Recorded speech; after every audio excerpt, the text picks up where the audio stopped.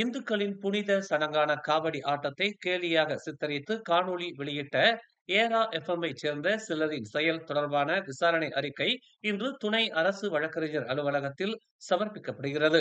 சட்ட திருத்தத்திற்கு பிந்தைய விதிகளின் அடிப்படையில் 1998ஆம் ஆண்டு தொடர்பு மற்றும் பல்லுலக சட்டத்தின் 233வது பிரிவின் கீழ் இந்த விவகாரம் குறித்து விசாரிப்பதற்காக ஆஸ்ட்ரோவின் உயர் நிர்வாகத்தினரை தாங்கள் அழைத்துள்ளதாக மலேசிய தொடர்பு மற்றும் பல்லுலக ஆணையமான MCMC நேற்று இரவு வெளியிட்டுள்ள ஒரு அறிக்கையில் தெரிவித்துள்ளது.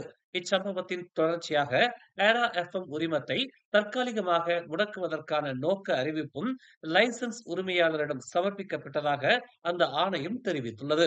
எந்த ஒரு முடிவையும் எடுப்பதற்கு முன்பும் கருத்து தெரிவிக்க லைசன்ஸ் உரிமையாளருக்கு 30 நாட்கள் கால அவகாசம் வழங்கப்படுகிறது என்று அந்த அறிக்கையில் தெரிவிக்கப்பட்டுள்ளது. மேலும் செய்திகளை தெரிந்து கொள்ள தமிழ் மலர் நாளிதழை பாருங்கள்.